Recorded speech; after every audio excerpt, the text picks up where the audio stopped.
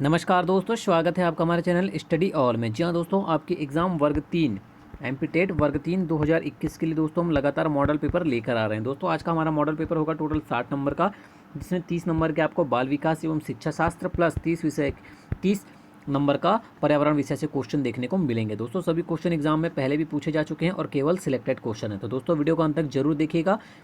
और दोस्तों अगर आप चैनल को पहली बार देख रहे हैं या इस चैनल पर नए हैं तो चैनल को सब्सक्राइब कर लीजिए और बेल आइकन पर प्रेस कर लीजिए ताकि न्यू वीडियो की अपडेट्स आपको लगातार मिलती रहे। चलिए दोस्तों स्टार्ट करते हैं वीडियो। दोस्तों अगर वीडियो पसंद आए तो अंत में वीडियो को लाइक और शेयर जरूर कीजिएगा। चलिए दोस्तों स्टार्ट करते हैं वीडियो। आज का पहला प्रश्न दोस्तों, बाल विकास एवं शिक्षा शास्त्र का संबंधवाद के सिद्धांत में कौन सा बंध संबंधित है। आपको बताना है दोस्तों कि संबंधवाद के सिद्धांत में कौन सा बंध जो है वो संबंधित है।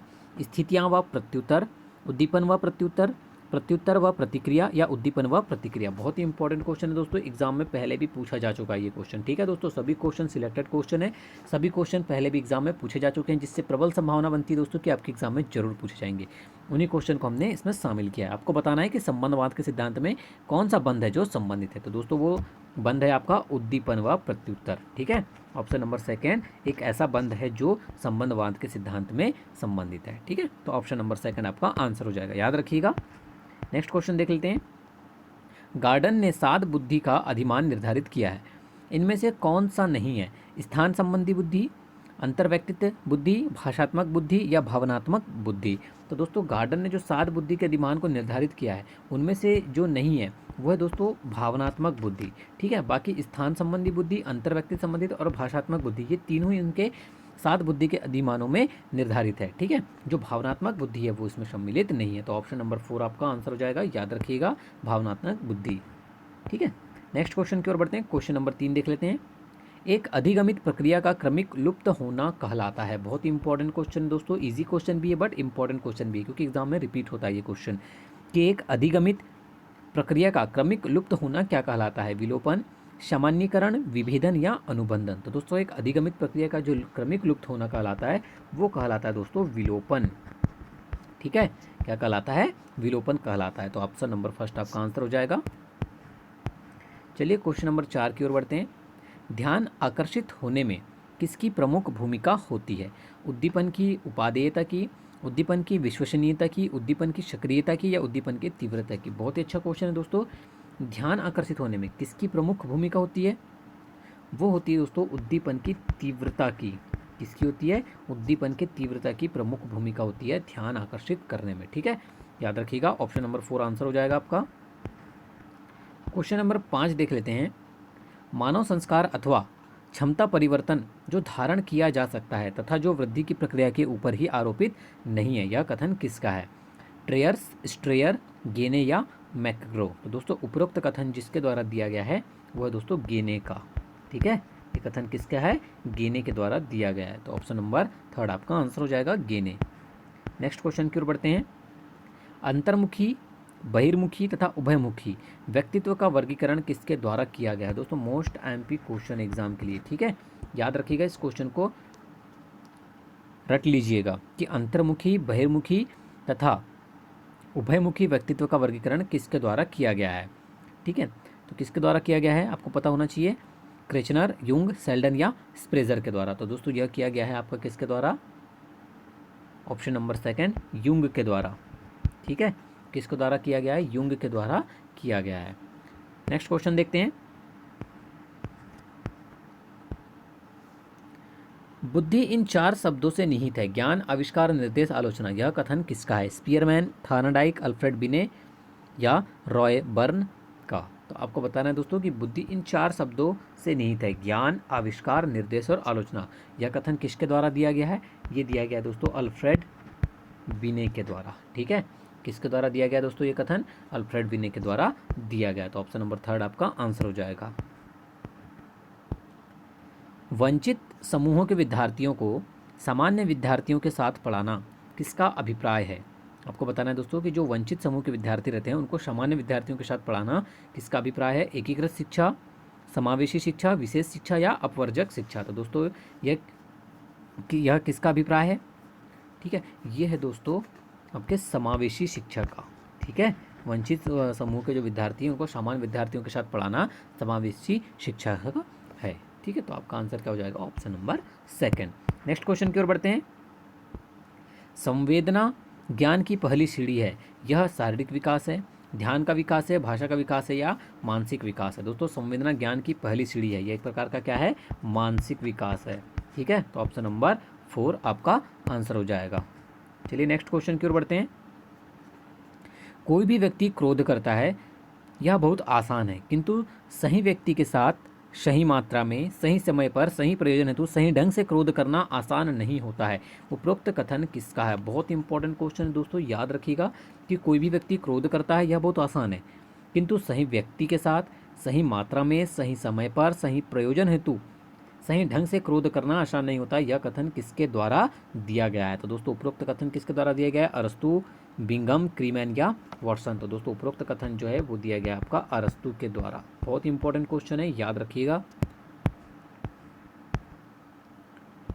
क्वेश्चन नंबर 11 है, वाइगोत्स्की ने बाल विकास के बारे में कहा है कि यह संस्कृति के अनुवांशिकी के कारण होता है, औपचारिक शिक्षा का उत्पाद होता है, यह सामाजिक अंतरक्रियाओं के कारण होता है, या यह समावेशन और समायोजन का परिणाम होता है? तो दोस्तों वाइगोत्स्की ने जो बाल विकास के बारे में कहा है, क्या कहा है दोस्तों? कि यह सामाजिक अंतरक्रियाओं के कारण होता है। ठीक है, बाल विकास जो है सामाजिक अंतरक्रियाओं के कारण होता है, तो ऑप्शन नंबर 3 आपका आंसर हो जाएगा।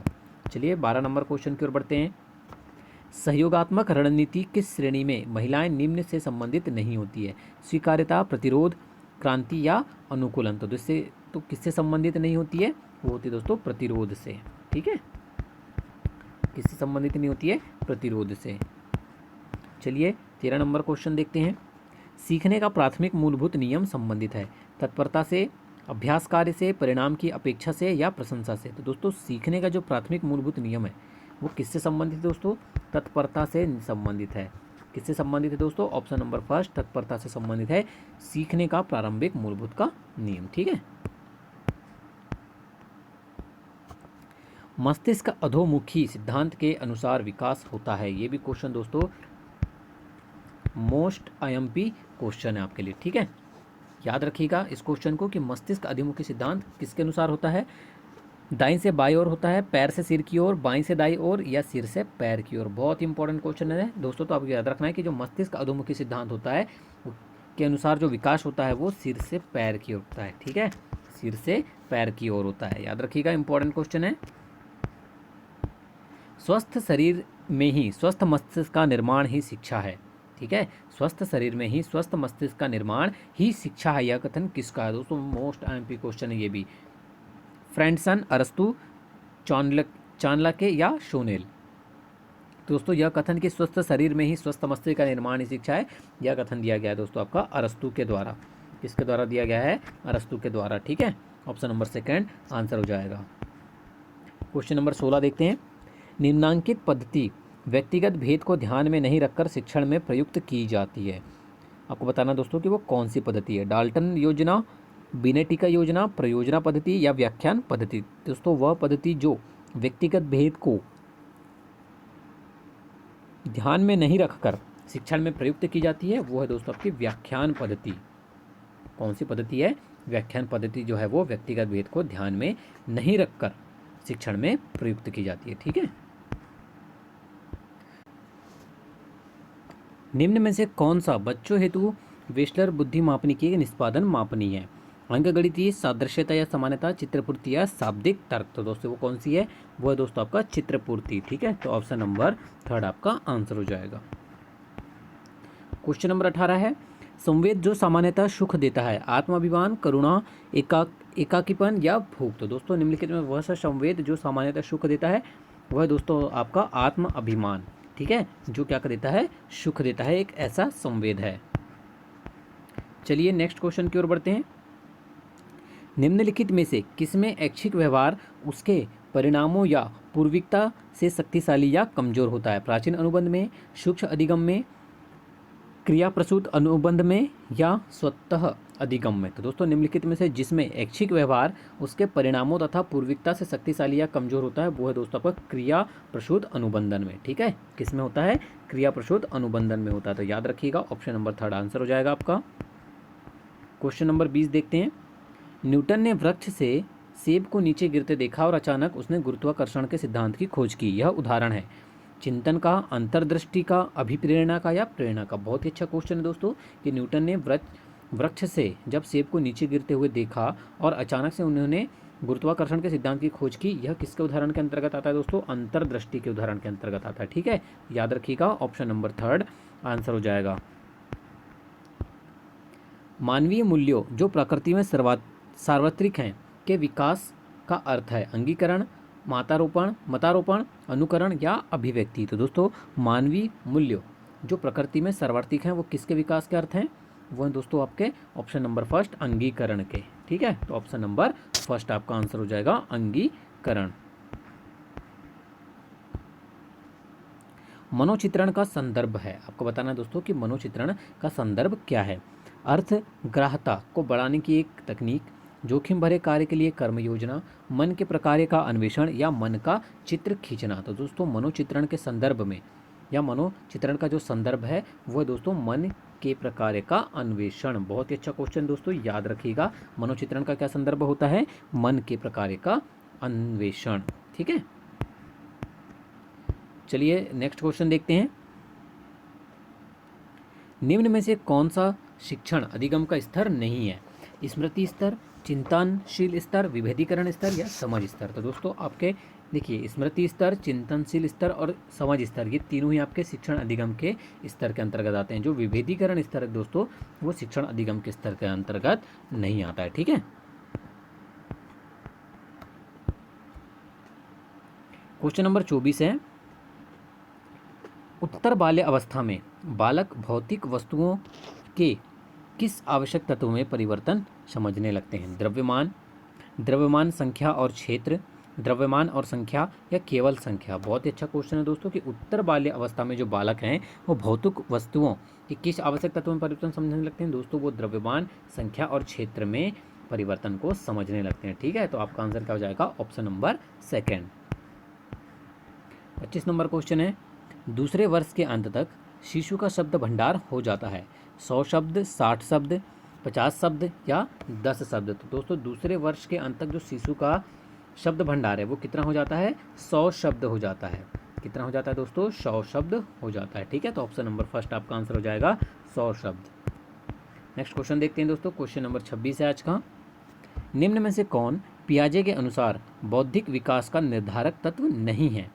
अनुभव, संतुलीकरण, सामाजिक संचरण या इनमें से कोई नहीं। तो दोस्तों निम्नलिखित में से जो पियाजे के अनुसार, ठीक है, पियाजे के अनुसार जो बौद्धिक विकास के निर्धारक तत्व के अंतर्गत नहीं आता है वो है आपका सामाजिक संचरण। ठीक है, बाकी अनुभव और संतुलीकरण ये दोनों ही आपके बौद्धिक विकास के निर्धारक तत्व हैं। जो सामाजिक संचरण है वो इसके अंतर्गत नहीं आता है। चलिए नेक्स्ट क्वेश्चन देखते हैं। नेक्स्ट क्वेश्चन है, सांख्यिकी में वह रेखा चित्र जिसमें आवृत्तियों को स्तंभों द्वारा प्रदर्शित किया जाता है क्या कहलाता है? आवृत्ति बहुभुज, स्तंभाकृति, संचयी आवृत्ति या रेखा चित्र। तो दोस्तों सांख्यिकी में वह रेखा चित्र जिसमें आवृत्तियों को स्तंभों द्वारा प्रदर्शित किया जाता है वो कहलाती है दोस्तों आपकी स्तंभ आकृति। ठीक है, क्या कहलाता है? स्तंभ आकृति कहलाता है। बहुत ही अच्छा क्वेश्चन है, याद रखिएगा। एक बालक जो साइकिल चलाना जानता है मोटर बाइक चलाना सीख रहा है, यह उदाहरण होगा। आपको बताना है दोस्तों कि एक बालक जो है वो साइकिल चलाना जानता है पहले से और वह मोटर बाइक चलाना सीख रहा है, तो यह किसके उदाहरण के अंतर्गत आएगा? क्षैतिज अधिगम अंतरण का, द्विपार्श्विक अधिगम अंतरण का, अंतरक्रिया अधिगम अंतरण का या ऊर्ध्व अधिगम का। तो दोस्तों ये किसके उदाहरण के अंतर्गत आएगा? ये आएगा दोस्तों ऊर्ध्व अधिगम का। ठीक है, ऊर्ध्व अधिगम के उदाहरण के अंतर्गत आएगा यहाँ। नेक्स्ट क्वेश्चन देखते हैं, मूल प्रवृत्तियों को 14 प्रकार से किसने वर्गीकृत किया है? ड्रेवल, मैकडूगल, थार्नडाइक या वुडवर्थ। तो दोस्तों जिन्होंने मूल प्रवृत्तियों को 14 प्रकार से वर्गीकृत किया है वह है मैकडूगल। ठीक है, जिन्होंने किया है मैकडूगल ने ही मूल प्रवृत्तियों को 14 प्रकार से वर्गीकृत किया है। तो ऑप्शन नंबर 2 आंसर हो जाएगा आपका, याद रखना है। 30 नंबर क्वेश्चन है, पियाजे के अनुसार विकास की पहली अवस्था जन्म से 2 वर्ष की आयु के दौरान बच्चा सबसे बेहतर सीखता है निष्क्रिय शब्दों को समझाने के द्वारा, इंद्रियों द्वारा, अमूर्त तरीके से चिंतन के द्वारा या भाषा के नए अर्जित ज्ञान के अनुप्रयोग से। तो दोस्तों पियाजे के अनुसार जो विकास की पहली अवस्था होती है जन्म से 2 वर्ष की, ठीक है, उसके दौरान जो बच्चा है वो इंद्रियों द्वारा सबसे बेहतर सीखता है। ठीक है, कैसे सीखता है? इंद्रियों के द्वारा सबसे बेहतर सीखता है। तो ऑप्शन नंबर सेकंड आंसर हो जाएगा आपका। याद रखिएगा दोस्तों, ये हो गया आज के बाल विकास के मोस्ट एमपी 30 क्वेश्चन। ठीक है, अब देख लेते हैं दोस्तों आज के पर्यावरण के 30 क्वेश्चन, जो कि बहुत ही इंपॉर्टेंट है आपकी एग्जाम की दृष्टि से। ठीक है, आज का 31 नंबर का क्वेश्चन और पर्यावरण का पहला प्रश्न है आज का। मूल परिवेशी सूक्ष्म वनस्पति जात प्रस्तुत करते हैं। बहुत ही इंपॉर्टेंट क्वेश्चन है दोस्तों, ये क्वेश्चन एग्जाम में रिपीट होता है कि मूल परिवेशी सूक्ष्म वनस्पति जात जो होते हैं वो क्या प्रस्तुत करते हैं? विरोध, सहोपकारिता, सहभोजिता या आदि सहकारिता। दोस्तों मोस्ट एमपी क्वेश्चन है। ठीक है दोस्तों, जो मूल परिवेशी सूक्ष्म वनस्पति जात होते हैं वो क्या प्रस्तुत करते हैं? आदि सहकारिता को प्रस्तुत करते हैं। ठीक है, याद रखिएगा, ऑप्शन नंबर 4 आंसर हो जाएगा आपका, आदि सहकारिता। क्वेश्चन नंबर 32 है, चंद्र ग्रहण होता है जब चंद्रमा पृथ्वी एवं सूर्य के बीच होता है, पृथ्वी सूर्य एवं चंद्रमा के बीच होती है, सूर्य पृथ्वी एवं चंद्रमा के बीच होता है, या पृथ्वी सूर्य एवं चंद्रमा के सीधी रेख में होती है। आपको बताना है दोस्तों कि चंद्र ग्रहण कब होता है। देखिए दोस्तों, चंद्र ग्रहण जब होता है जब पृथ्वी जो है वो सूर्य एवं चंद्रमा के बीच आ जाती है। ठीक है, सूर्य एवं चंद्रमा के बीच कौन आ जाती है? पृथ्वी आ जाती है, तब क्या होता है दोस्तों? चंद्र ग्रहण होता है। ठीक है, तो ऑप्शन नंबर सेकंड आपका आंसर हो जाएगा।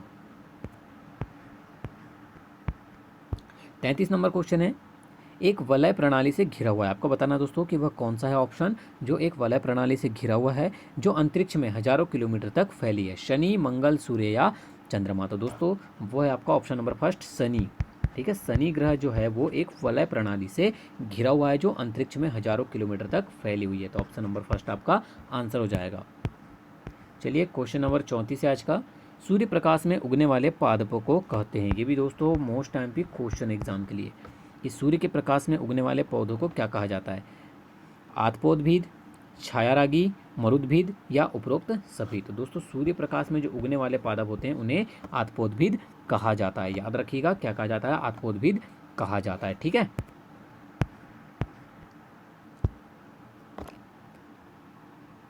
पेड़ों की कतारों के बीच में फसल उगाने को क्या कहते हैं? क्वेश्चन नंबर 35 है दोस्तों, आपको बताना है कि पेड़ की जो कतारें रहती है उनके बीच में फसल उगाने को क्या कहते हैं? सामाजिक वानिकी, तोंग्या प्रणाली, झूम या कृषि वानिकी। बहुत ही अच्छा क्वेश्चन दोस्तों। तो दोस्तों पेड़ों की जो कतारें रहती है उनके बीच में जो फसल उगाई जाती है उन्हें कहा जाता है दोस्तों तोंग्या प्रणाली।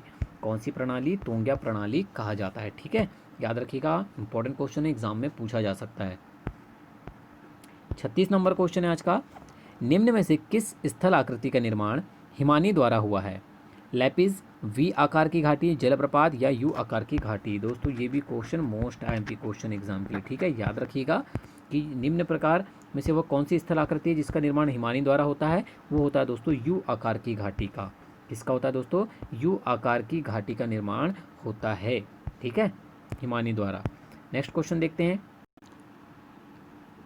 माउंट आबू जो कि एक पर्वतीय स्थल है कौन सी पर्वत श्रृंखला पर स्थित है? विंध्या, अरावली, सतपुड़ा या सह्याद्री। तो दोस्तों माउंट आबू जो है वो जो एक पर्वतीय स्थल है ये है दोस्तों आपकी अरावली पर्वत श्रृंखला पर स्थित है। कहाँ पर स्थित है? अरावली पर्वत श्रृंखला पर। तो ऑप्शन नंबर सेकंड आपका आंसर हो जाएगा, अरावली पर्वत श्रृंखला। ठीक है, नेक्स्ट क्वेश्चन देखते हैं। क्वेश्चन नंबर 38 है आज का।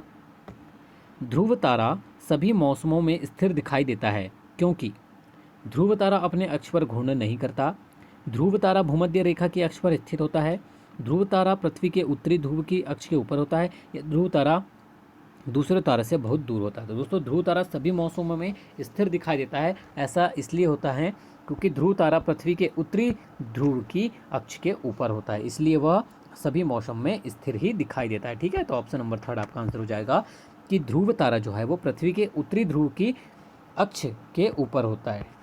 चलिए 39 नंबर क्वेश्चन देख लेते हैं। आर्कटिक मरुस्थल किसका दूसरा नाम है? शवाना, टैगा, टुंड्रा या स्टेपीज। तो दोस्तों आर्कटिक मरुस्थल जो है वो किसका दूसरा नाम है? यह है दोस्तों आपका टुंड्रा का। ठीक है, टुंड्रा का दूसरा नाम है आर्कटिक मरुस्थल। 40 नंबर क्वेश्चन है। काजीरंगा राष्ट्रीय उद्यान किस लुप्त प्राय प्राणी का इकलौता प्राकृतिक वास है? हिम तेंदुआ, एक सींग का गेंडा, एशियाई सिंह या दलदली हिरण। दोस्तों सभी को पता है कि जो काजीरंगा राष्ट्रीय उद्यान है वो किस प्राणी के लिए सबसे फेमस है या प्रसिद्ध है? वो है दोस्तों एक सींग वाले गेंडे के लिए, जो कि अभी लुप्त प्राय प्राणी है। ठीक है, तो आपका आंसर हो जाएगा ऑप्शन नंबर सेकंड, एक सींग का गेंडा। चलिए 41 नंबर क्वेश्चन की ओर बढ़ते हैं। गंगा नदी निकलती है, आपको बताना है दोस्तों कि गंगा नदी का उद्गम स्थल कहाँ है। अरावली श्रेणी, गंगोत्री ग्लेशियर, लद्दाख ग्लेशियर या मिलाप ग्लेशियर। दोस्तों सभी को पता है कि गंगा नदी कहाँ से निकलती है, गंगोत्री ग्लेशियर से निकलती है। ठीक है, तो ऑप्शन नंबर सेकंड आपका आंसर हो जाएगा गंगोत्री ग्लेशियर से।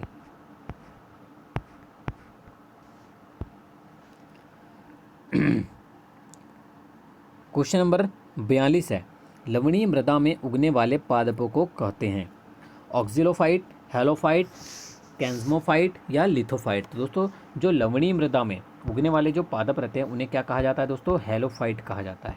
ठीक है, क्या कहा जाता है, हेलोफाइट कहा जाता है। तो ऑप्शन नंबर सेकंड आपका आंसर हो जाएगा हेलोफाइट। चलिए आज का 43 नंबर क्वेश्चन है दोस्तों, भारत में निम्नलिखित में से कौन सी एजेंसी मुख्य रूप से प्रदूषण के मापन से संबंधित है। ग्रीन ट्रिब्यूनल, केंद्रीय जल आयोग, सर्वे ऑफ इंडिया या केंद्रीय प्रदूषण नियंत्रण बोर्ड। दोस्तों सभी को पता है कि भारत में वह कौन सी एजेंसी है जो मुख्य रूप से प्रदूषण के मापन से संबंधित है, केंद्रीय प्रदूषण नियंत्रण बोर्ड। ठीक है, केंद्रीय प्रदूषण नियंत्रण बोर्ड। तो आपका आंसर हो जाएगा ऑप्शन नंबर 4। 44 नंबर क्वेश्चन है, तिब्बत की सांगपो नदी भारत में किस नाम से जानी जाती है, गंगा, यमुना, सिंधु या ब्रह्मपुत्र। दोस्तों जो नदी तिब्बत में सांगपो नदी के नाम से जानी जाती है वो भारत में ब्रह्मपुत्र के नाम से जानी जाती है। ठीक है, तो ऑप्शन नंबर 4 आपका आंसर हो जाएगा ब्रह्मपुत्र। चलिए 45 नंबर क्वेश्चन की ओर बढ़ते हैं। निम्न नदियों में से कौन सी नदी बंगाल की खाड़ी में गिरती है। दोस्तों आपको बताना है कि ताप्ती, नर्मदा, सुवर्णरेखा और सिंधु नदी में से वो कौन सी नदी है जो बंगाल की खाड़ी में गिरती है। ठीक है, दोस्तों आपको पता होना चाहिए कि जो सुवर्णरेखा नदी है, ठीक है, ये कहाँ गिरती है, बंगाल की खाड़ी में। तो ऑप्शन नंबर 3 आपका आंसर हो जाएगा।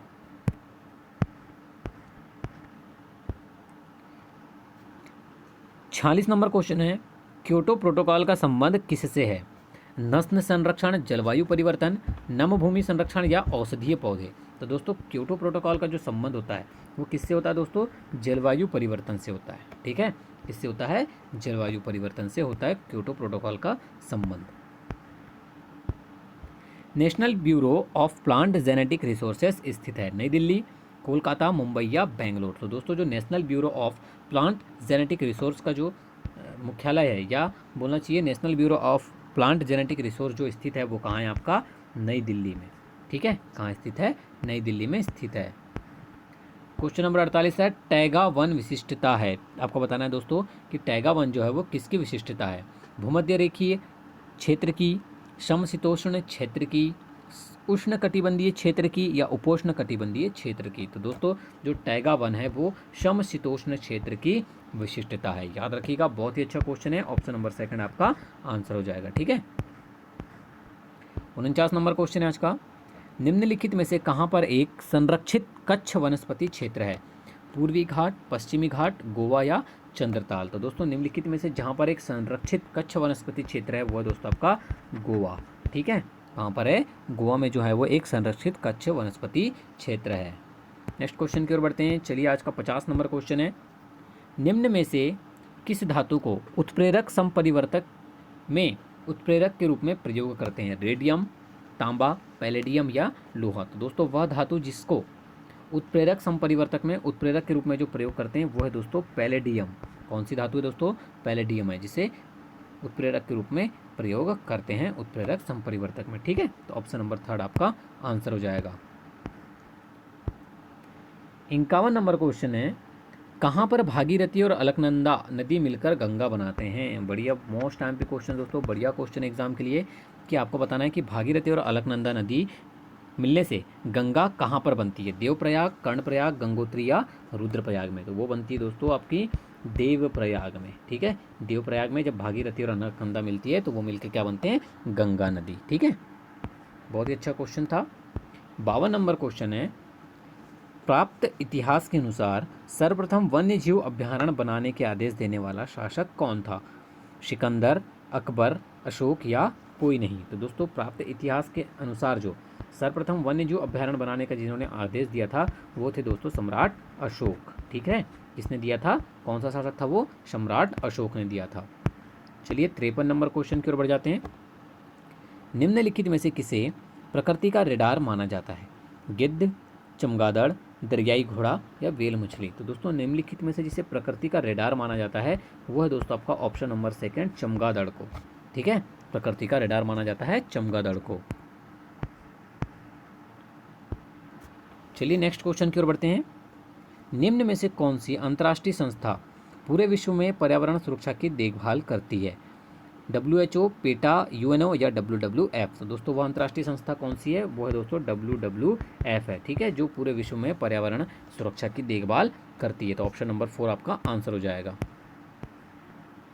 55 नंबर क्वेश्चन है, समुद्री राष्ट्रीय पार्क अवस्थित है सुंदरवन, चिल्का झील, कच्छ की खाड़ी या उक्त सभी में? तो दोस्तों जो समुद्री राष्ट्रीय पार्क स्थित है आपका कहाँ अवस्थित है? आपको पता होना चाहिए दोस्तों, कच्छ की खाड़ी में। ठीक है, समुद्री राष्ट्रीय पार्क जो है वो कच्छ की खाड़ी में अवस्थित है।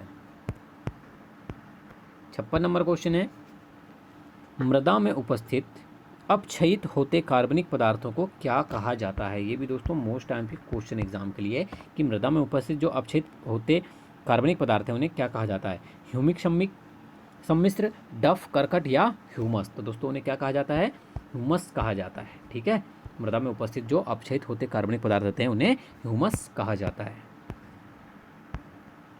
57 नंबर क्वेश्चन है, DDT की सांद्रता का उच्चतर पोषण स्तरों में बढ़ता संग्रह क्या कहलाता है?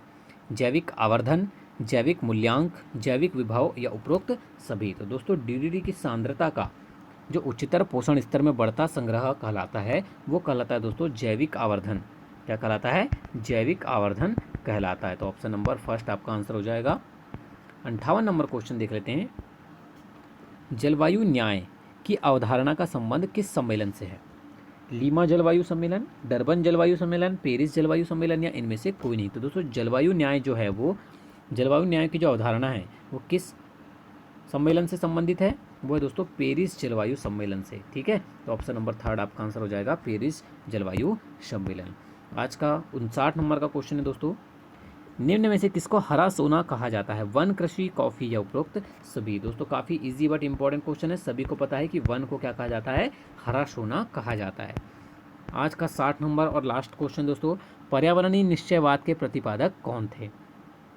Griffith, Taylor, Karl Ritter, Davis या इनमें से कोई नहीं? तो दोस्तों उपरोक्त में से उपरोक्त कथन जो पर्यावरणीय निश्चयवाद के प्रतिपादक कौन थे, इसका आंसर हो जाएगा आपका option number second, Karl Ritter. याद रखिएगा दोस्तों, ये क्वेश्चन भी एग्जाम में रिपीट होता है बार बार कि पर्यावरणीय निश्चयवाद के प्रतिपादक कौन थे? कार्ल रिटर थे। वीडियो को अंत तक देखने के लिए धन्यवाद दोस्तों। अगर वीडियो पसंद आया तो लाइक और शेयर जरूर कीजिएगा।